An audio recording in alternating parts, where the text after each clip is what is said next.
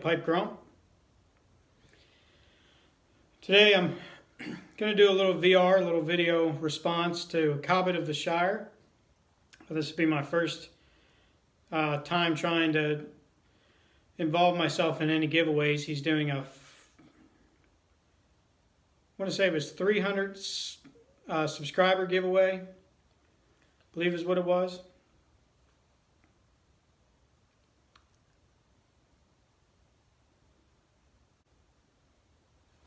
Today I'm smoking Amazon Special, something I got off Amazon. Just a little itty bitty bent pipe here. Has no markings. The only marking on it is there's a little M right there. I don't know if you can see it. And I'm smoking Sherman's March, which is a Brigadier Black blend.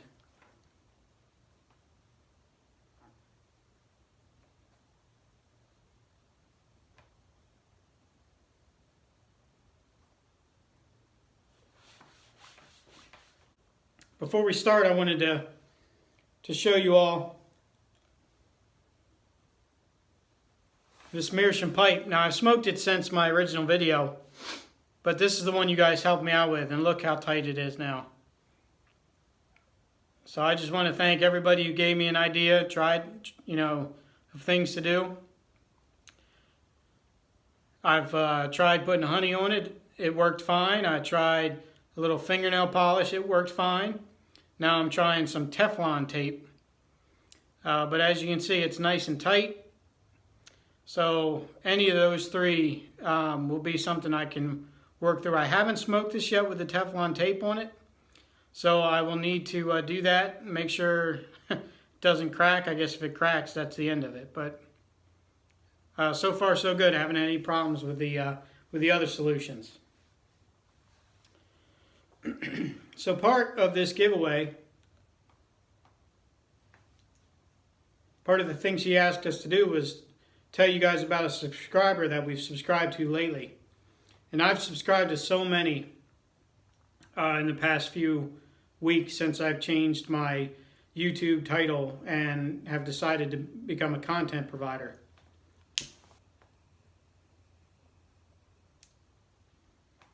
I've subscribed to Virginia Piper and Elwood Maker and BPR UK, Matches 860, all of these. I've probably got 200 people that I'm subscribed to that are all YTPC. I hope that counts. If it doesn't, enjoy my story, hopefully. The other part of the giveaway is you have to tell a story or, read a poem.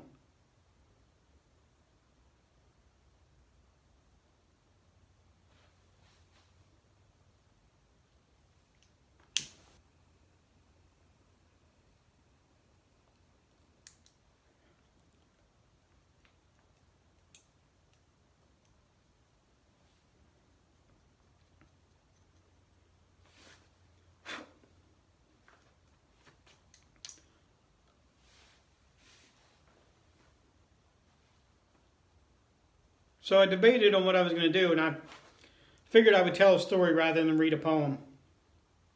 And then I tried to figure out what story I wanted to tell. So I think I'm going to go way back here. I'm going to go back to when I was 8 or so years old. My older brother, he's about 18 months older than I am, and me, we used to work on the farm with our grandfather.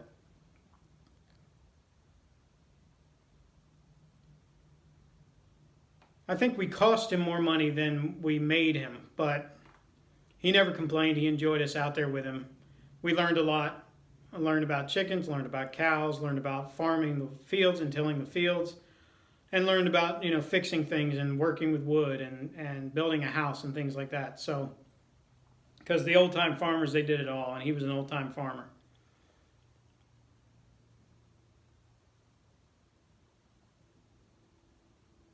Well, there was this one time that we were at a cow barn that was probably 5 or 6 miles from the farm that we lived on. And my brother and I, we were big fans of the old Adam West Batman. Now, of course, when I saw it, it was reruns. I didn't see it when it first came out, but the ones that have the, that he punches something and it goes zapow or bang or something like that. So we were playing Batman. Remember, I was 8, he was 9. May have been even younger than that. So anyway, during the process of us playing, the Joker had gotten away.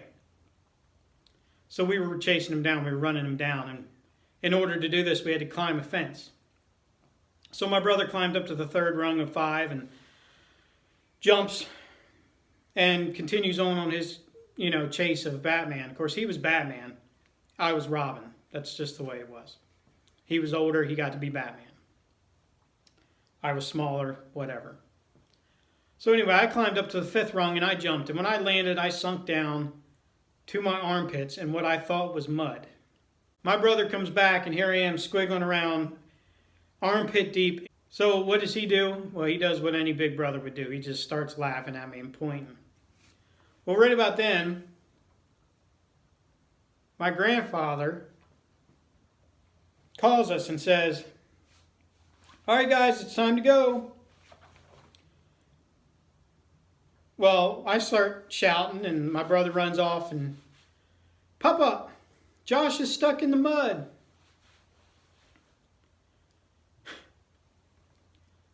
Well, anyway, he comes back in there and he starts laughing.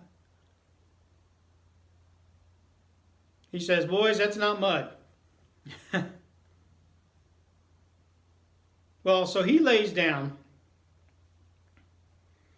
on his belly and reaches out as far as he can, extends his arm way out. And I'm sitting there and I extend my arm way out and we grasp like that. Nothing more than the end of our fingers. And he starts yanking on me and pulling, and here I am sliding slower and slower towards him, and you hear that, slurping sound and all that type of stuff. And he finally pulls me out, and here I am standing there from my armpits down, just brown, smelling to high heaven. Oh, man.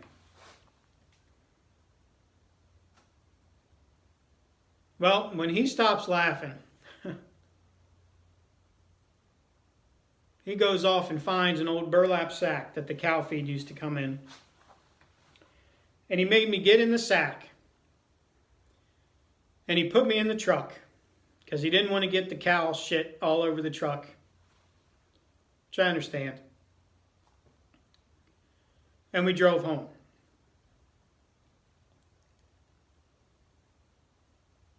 Well, we get home and my grandfather says to my brother, "Run inside. Tell all the women not to look outside." So my brother runs in and, "Don't look outside." Of course, it's my grandmother and both my aunts and my mother were there. Well, I think he knew what was going to happen because what did they do? They all came to the window and looked outside.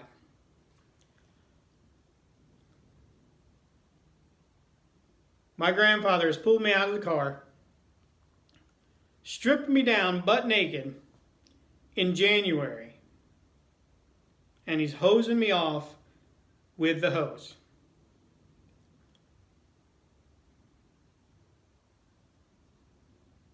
So here I am, 8 years old, butt naked, and I've got every woman that I know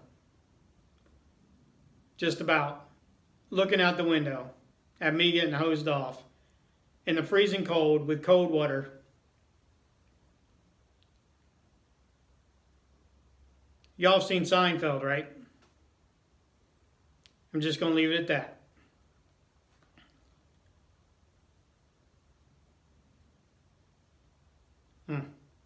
Well, to this day, I hate it when that story gets told. My grandfather has since passed, and he died after, struggling with some lung issues and whatever. But that story still gets told one way or another just to embarrass me.